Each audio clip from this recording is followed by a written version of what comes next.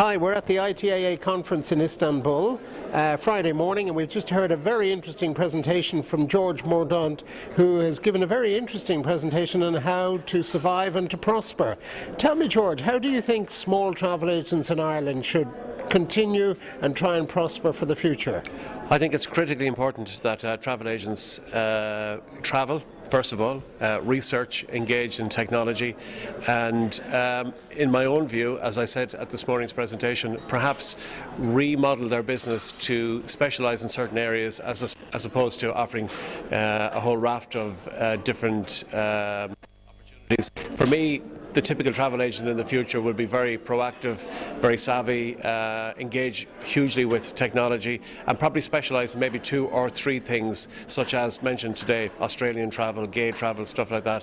I think also that the travel industry is going to have to look at how they get paid, their remuneration, and possibly look at engaging in very, very proactive things such as charging for their time and for their knowledge, possibly, but that's maybe a different day's work. Okay, you were quite interesting in your presentation this morning. You were quite complimentary to the future of AIB banks in Ireland. I would suspect an awful lot of people mightn't agree with you. What's your reasoning for that? Well, my reasoning is that AIB put me to the pin of my collar over the last number of years, but then somebody educated me on how to interact with an Irish bank post-bailout. And once I was educated and I understood what the requirements were for me, I found that the attitude of the bank changed.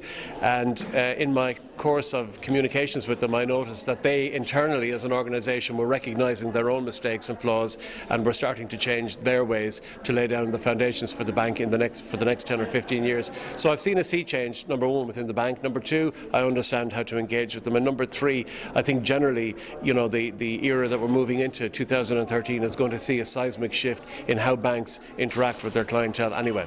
And is that, do you think, because your back was to the wall and you had to find that out? No, I think I found it out because the bank actually were good enough to introduce me to 1 or 2 people that were able to assist me and to help me. The big issue with banks and with customers in Ireland at this point in time is ignorance. It's a lack of education, and I was one of those people. And I think, you know, to say that you need to engage with a bank is a very sort of headline type of statement, but the way you can engage, for me, engagement was I decided to sell all the properties that I have with the bank's blessing. I'm doing all the work, I'm paying all the fees, but the bank are helping me to find a resolution to the debt that's outstanding. In other words, I won't be paying all of my debt, but at the same time I'll be paying for the next 10 years, if you know what I mean. Great. Listen, George, thank you very much for your time. It's been lovely talking to you, and we look forward to seeing you over the weekend. Thank you.